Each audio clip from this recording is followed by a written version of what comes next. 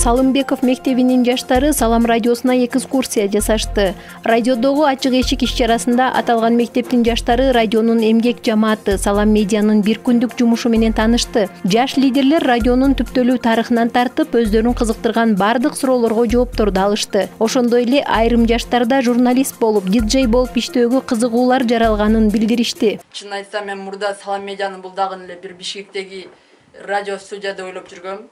Бирок караса бул Баткенде экен жана бул жер абдан өзгөчө жер экен. Бул жерде мен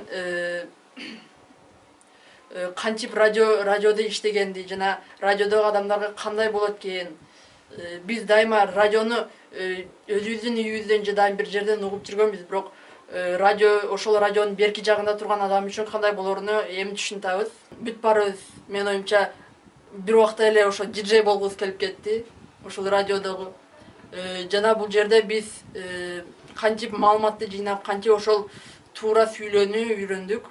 Жаштарды жетектеген мугалим бул мектепте мыкты лидерлер тарбиялануусуна, заманбап технологияларды колдонуп, маалымат агымынан артта калбай өсүүсү үчүн Салам радиосуна жасаган саякаты өзгөчө салым кошооруна токтолду. Буга чейин ушул радио дегенде адамдарда ар кандай ойлор бар да.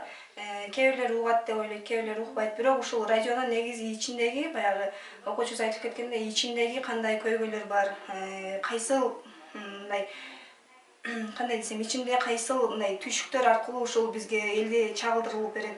Ошоларды билдик. Анан радио менен жакындан тааныштырып, жакында же келечекте ушул радиодо иштегиси келгендер же журналист болгусу келгендерге дагы ушул окуучуларга чоң бир пайдасы тийди деп ойлойм.